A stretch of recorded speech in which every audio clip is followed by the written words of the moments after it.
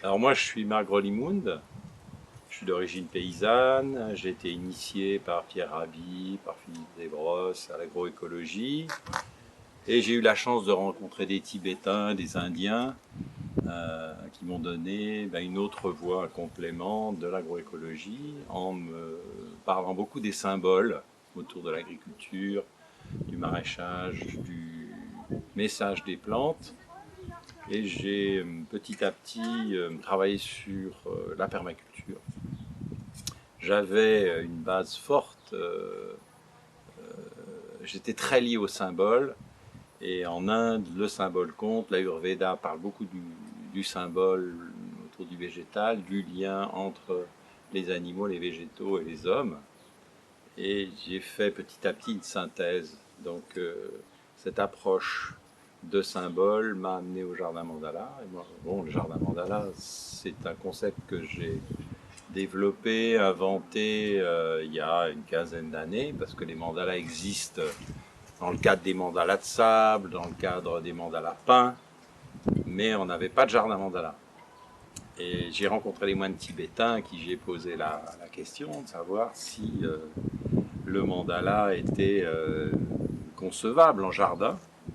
Et ils m'ont dit oui, c'est une très très belle idée, c'est du vivant, le jardin évolue, c'est un autre concept mais que les jardins de sable, mais fondamentalement c'est la même chose. Donc j'ai beaucoup travaillé sur la création de jardins mandala et automatiquement j'ai eu besoin d'associer le jardin mandala à la permaculture. Et la permaculture, je la développe, enfin je la développais, je faisais la permaculture sans le savoir depuis toujours, hein, en agroécologie finalement, dans la mesure où on tient compte du vivant, du cosmos, de la terre, des éléments, avec beaucoup de respect qu'on redonne à la terre ce qu'elle nous a donné, on fait de la permaculture. Mais j'ai eu la chance de travailler depuis 4 ans maintenant au Bec et Loin, où il y a une belle expérience autour de la permaculture, ce qui m'a permis d'aller plus loin et de faire le lien très facilement entre le jardin mandala et la permaculture. Et ce lien est d'autant plus fort maintenant que je vois des résultats. Depuis 15 ans, je vois à quel point, quand on cultive en mandala et avec les principes de la permaculture, on peut réhabiliter des sols. J'ai travaillé dans des jardins où les sols étaient inexistants ou extrêmement mauvais, des sols complètement dégradés, pollués, dans des marécages. Et le fait de travailler en association ces deux concepts, mandala et permaculture, on sent une potentialité extraordinaire des énergies. On va augmenter le potentiel naturel. La nature, elle donne ce qu'elle peut, mais elle peut un peu dormir aussi. Elle peut vivre, elle a du temps. Nous, on a moins de temps, notre échelle de vie est courte, et en s'occupant bien des sols, on arrive à des beaux rendements, à avoir des légumes en très très bonne forme, avec une belle humidité. Et quand on travaille sur les plantes médicinales, on a aussi des résultats exceptionnels dans le domaine des fragrances, de la qualité de nos plantes. Donc voilà, c'est cette association que je trouve extraordinaire, où on va, déjà la forme mandalique, elle est exceptionnelle, elle est simple, elle nous ramène aux grands fondamentaux de l'humanité. C'est un cercle centré, on a besoin de se centrer, on a besoin de revenir à des formes simples, et le mandala nous donne ça. Ce cercle centré, c'est la base, et ça va être le moyen de construire un jardin d'une manière très simple et accessible au plus grand nombre. Souvent les gens ont beaucoup de soucis pour faire un plan de jardin. Je leur dis, mais commencez par un mandala, puis vous verrez, il va s'inscrire forcément dans votre jardin, et puis dans l'espace environnant, parce que le mandala, il irradie très très loin. C'est un peu ça qui me touche, c'est qu'on crée une entité très forte, très puissante, mais qui va irradier sur l'environnement. Voilà. Et quand on fait plusieurs mandalas dans une région, on sent bien qu'il y a des liens entre, parce que ce sont des points d'énergie, ce sont des points d'acupuncture pour la Terre. Et je vois de plus en plus, chaque fois qu'on fait un mandala, il y a au niveau humain quelque chose d'extraordinaire qui se passe. Il y a un lien au niveau de l'humain, les jardins mandalas ne sont jamais abandonnés. Et avec le temps, ils ne font que foisonner, que se développer et s'améliorer. C'est l'idée de la permaculture où on va demander beaucoup à la terre, mais on va, tout en lui demandant beaucoup, continuer à l'enrichir. La terre ne s'épuise pas, bien au contraire. Elle va devenir de plus en plus prolifique, vivante, et quand on fait des analyses bactériologiques, chimiques de nos sols, en permaculture mandala, on s'aperçoit que la vitalité est colossale. Et puis le résultat est la production. Alors, il faut rester quand même pragmatique. Et la réalité, c'est que il y a beaucoup de production, et de la production en très très bon état. Voilà. Et les sols, dans certains endroits où c'était des zones marécageuses ou des sols vraiment abîmés, le fait d'intégrer ce principe où on va utiliser un maximum d'éléments locaux, parce que l'idée de la permaculture, bon, c'est une permanence dans la fertilité, progression dans la fertilité des sols, mais c'est aussi faire avec ce qu'on trouve localement, éviter d'aller loin, chercher des matériaux extraordinaires, et ça nous oblige à faire du lien aussi avec notre entourage. Créer des liens, c'est non seulement se mettre en lien avec les gens, mais c'est aussi devenir exemplaire et montrer que ça fonctionne, comment ça fonctionne. Les gens ont besoin, les gens de la terre surtout, ils ont besoin de résultats. Et les résultats sont chaque fois là. La nature nous montre ce qu'elle peut donner en quantité, en qualité. Et l'autre dimension du jardin mandala, en permaculture, c'est l'esthétique. La beauté, c'est très important. Souvent, dans les cultures, dans les maraîchages, on oublie un peu la dimension esthétique et on voit des champs qui ne sont pas forcément bien tenus. Là, on est quand même régi par une forme et puis un dessin qui va nous donner un certain ordre. Et ça nous ramène à l'ordre caché de la nature. Quand on regarde une forêt, un ensemble de plantes, de fleurs, on ne voit pas forcément d'emblée l'ordre. L'ordre est souvent caché. Quand on fait un mandala, on fait une structure relativement dessinée, géométrique.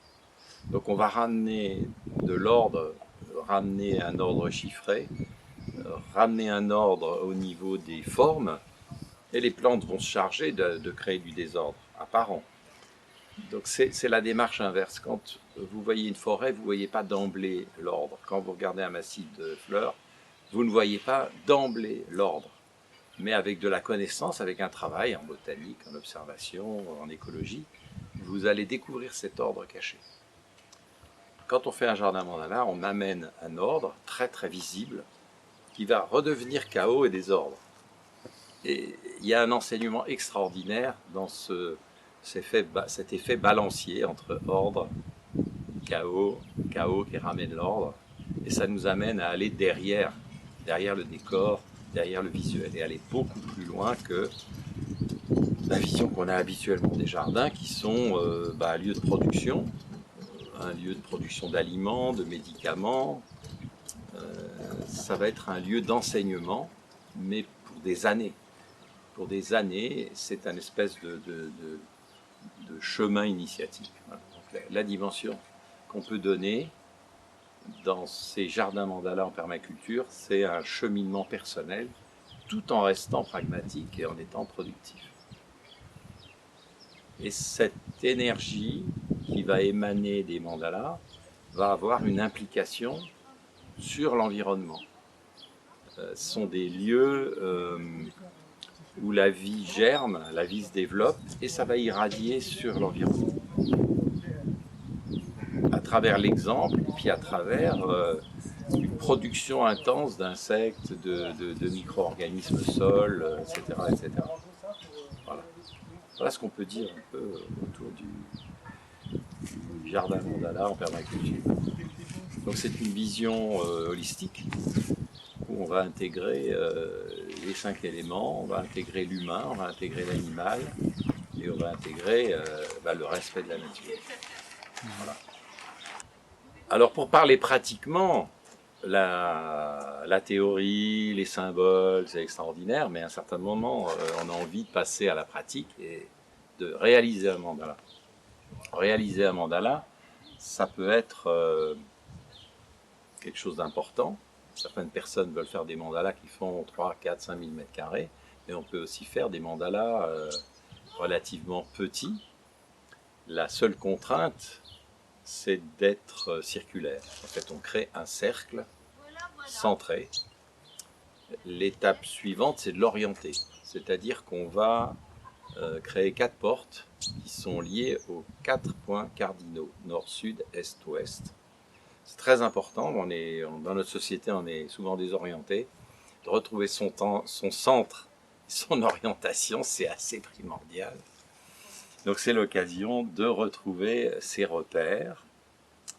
On va associer aux 4 points cardinaux les 4 éléments principaux, la terre, l'air, l'eau et le feu.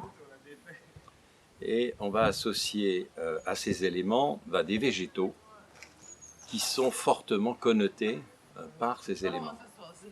Voilà, par exemple, le feu, évidemment, on va le mettre au sud, hein, c'est l'orientation sud, c'est la chaleur, c'est l'ensoleillement maximum du midi.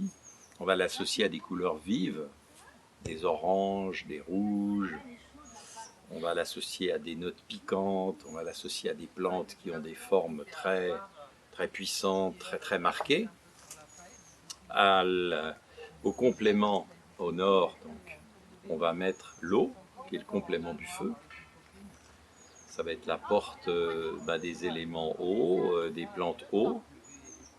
Les plantes eau, en général, sont des plantes à feuillage, comme les choux, comme les salades, des végétaux qui sont plutôt prostrés, qui ont des formes un peu sinusoïdales, des feuilles très charnues.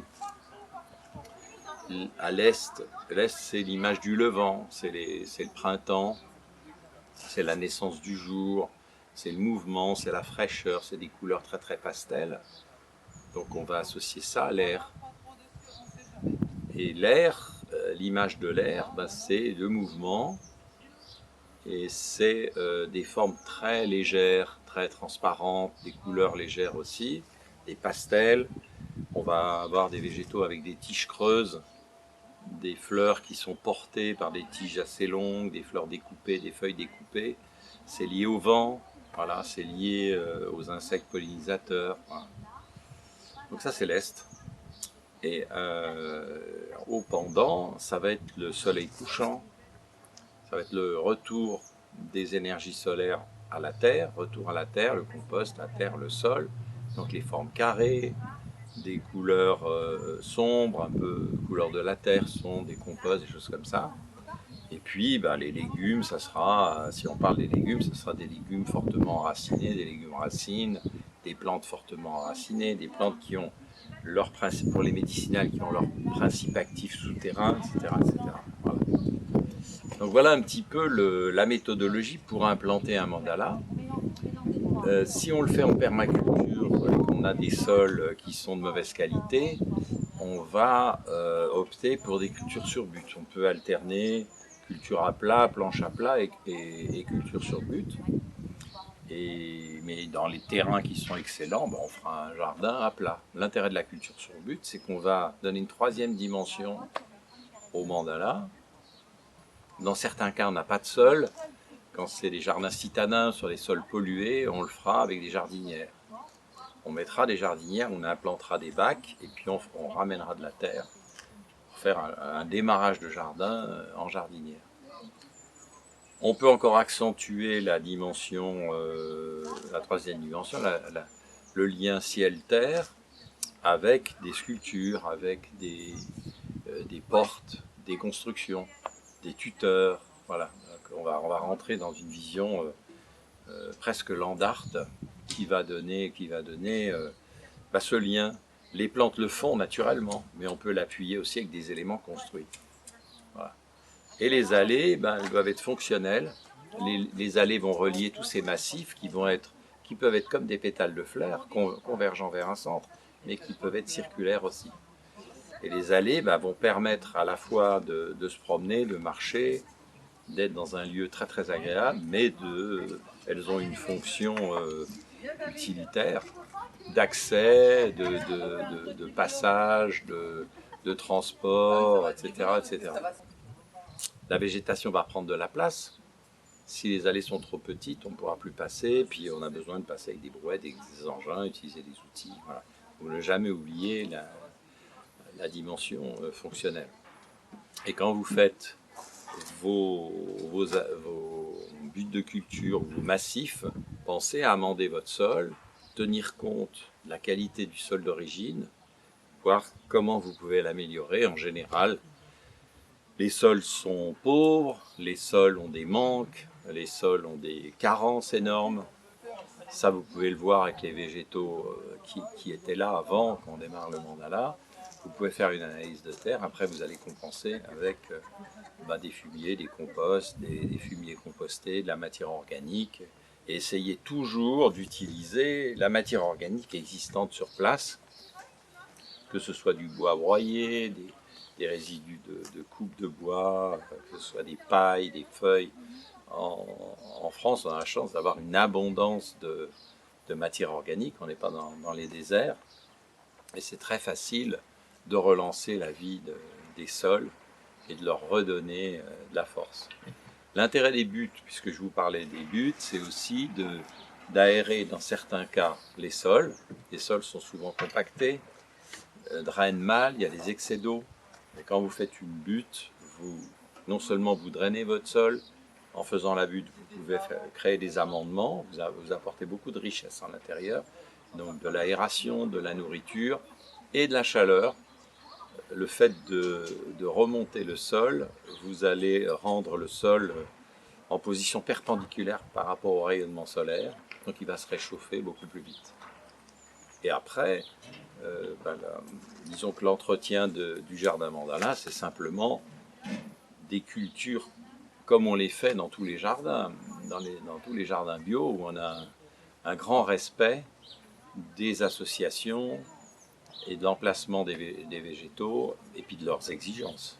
Simplement, on va pouvoir, dans un jardin de ce type, planter avec beaucoup d'abondance. C'est-à-dire qu'on va planter relativement serré, faire des cultures avec des rotations fortes et on obtient souvent des productions qui sont 2 à 3 fois supérieures au jardin conventionnel. Parce que la terre, elle a été dopée quelque part. Vous avez optimisé ses qualités d'origine. Vous lui avez donné la possibilité de produire plus. Et beaucoup de gens me disent, mais on va les épuiser, ces sols. Non, on n'épuise pas un sol, au contraire. Un sol doit être toujours occupé, il va être toujours cultivé, amendé, et on va obtenir ce qu'on constate dans les forêts tropicales. Les forêts tropicales, elles se reposent jamais, et elles produisent énormément. Donc prenons exemple sur ce qui se passe dans les forêts tropicales, c'est-à-dire un enrichissement permanent, les arbres perdent leurs feuilles, il y a des animaux qui meurent, qui laissent leurs excréments, il y a des fruits qui pourrissent au sol, donc il y a une activité biologique des sols qui est colossale. Et il suffit de prendre ce modèle, c'est tout simple, et de le reproduire dans nos jardins. C'est-à-dire qu'on va protéger le sol quand il est nu, mais essayer de l'occuper 12 mois sur 12. Voilà. Actuellement, c'est le printemps, les sols commencent à se réchauffer, mais on les dégage pour que le soleil puisse les réchauffer. Dès qu'ils sont chauds, on va pouvoir faire les plantations, repiquage, semis, et puis après on rentre dans un cycle qui ne s'arrête jamais.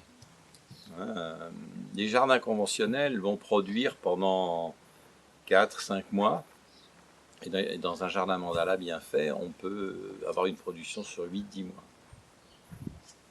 Et ce que je suggère souvent, c'est de rajouter aux plantes cultivées des plantes sauvages, faire de la place aux plantes sauvages, surtout pour les débutants, parce que les plantes sauvages sont faciles à cultiver, elles sont extrêmement nourrissantes, elles n'ont pas de maladie, et elles poussent pratiquement tout le temps, été comme hiver. Donc, la première approche pour moi, c'est de laisser des plantes sauvages, parce que souvent quand vous démarrez un mandala, vous avez des plantes sauvages qui sont là. À partir du moment où elles sont là, elles se plaisent dans ce type de terrain, ben continuez. Puis après, vous allez développer des végétaux qui sont très proches de ces familles de plantes sauvages. Si vous avez des choux sauvages ou des pissenlits, ben faites des choux cultivés, faites des salades qui sont dans la même vibration et dans la même énergie. Et vous aurez de très beaux résultats. Puis plus le temps avance, plus votre sol s'enrichit, plus il va accepter de diversité végétale. Souvent, les débutants, ils ont envie de planter des végétaux tout à fait extraordinaires, des plantes rares et tout, mais ils ne seront pas à la hauteur de leurs rêves. Donc au début, il faut être simple dans le dessin du mandala et simple dans les végétaux que vous allez choisir, et vous aurez des résultats extraordinaires. Voilà ce qu'on peut dire sur le côté pratique du mandala, et le fait de planter serré, votre sol étant occupé tout le temps, vous n'avez plus de mauvaises herbes, il n'y a plus de place pour les mauvaises herbes. Quand vous plantez des rangs de carottes tous les 30 cm ou des choux tous les 50 cm, le temps que le chou pousse, il y a un espace libre énorme, donc les mauvaises herbes, entre parenthèses, il n'y en a pas, mais disons que ce qu'on nomme mauvaise herbe va prendre sa place rapidement parce qu'il y a beaucoup de vigueur dans ces plantes. Donc autant, entre les choux, avant qu'ils arrivent à maturité, faire des radis, faire des petits oignons blancs et faire des salades. Donc occupez votre terrain constamment. Et vous serez étonné de la production et puis de la facilité du jardinage. Donc vous allez jardiner dans des surfaces beaucoup plus petites et avoir autant de production que sur un jardin énorme. Vous allez dépenser beaucoup d'eau, beaucoup d'engrais et puis beaucoup de sueur. Donc vous allez concentrer, faire du mini-jardinage extrêmement productif. Ça, c'est un des aspects du jardin mandala. Comme c'est très beau, vous allez le bichonner et il sera encore plus beau. On dit toujours que le meilleur engrais pour un jardin, c'est l'ombre du jardinier. Ça veut tout dire. Moi, j'ai eu quelques expériences étonnantes avec les jardins mandala. Les premiers que j'ai faits, c'était dans des terrains où rien ne poussait, ou sur de la roche-mère. À partir du moment où on a démarré ce concept, alors que les gens s'étaient éreintés à planter des vergers, les arbres crevaient, ils ont essayé de faire de la culture maraîchère, ça n'allait pas. À partir du moment où on a fait une implantation de jardin mandala, on a eu une production étonnante, rapidement. Donc il y a à la fois l'énergie, la forme émet beaucoup d'énergie, et le fait de travailler à la fois en planche, en butte, tout ça, ça va créer un drainage. Voilà. Au niveau des maladies et des prédateurs, on a eu aussi beaucoup de surprises dans certains endroits où il y avait énormément de gibier, les cultures étaient couramment abîmées, visitées par les sangliers, par des ragondins, par des lièvres et tout. La forme mandala inquiète un peu les animaux et ils viennent beaucoup moins, ou pas du tout. Ça, c'est très étrange. On a implanté des mandalas dans des zones où il y avait beaucoup de maraîchage, et dans la zone du mandala, on n'avait pratiquement aucun prédateur, bien qu'ils soient toujours là, puisqu'ils allaient dans les cultures environnantes. Donc cette forme doit inquiéter un petit peu les animaux. Je ne sais pas ce qui se passe, mais enfin, il se passe quelque chose de... Bon, ça n'empêchera pas d'avoir des pucerons et des limaces, hein, parce que surtout quand on commence, on va souvent avoir des excès, on va pêcher par excès, on va avoir en général trop d'amendements, des plantes qui vont pousser trop vite, elles seront en excès d'azote. Alors dans ces cas-là, évidemment, les limaces viennent réguler, et les pucerons aussi. Mais il y a des moyens, après, c'est tous les principes de l'agriculture écologique qui vont entrer en scène, dont on a besoin. Le mandala, c'est pas magique. Ça amène de l'énergie, ça amène des éléments forts, mais ça ne fait pas tout. Il faut quand même garder ces bonnes bases de jardinier. Mais ce que j'ai vu plusieurs fois, c'est des surprises de ce type, où la forme mandala amenait une énergie de végétation et aussi une protection par rapport aux prédateurs.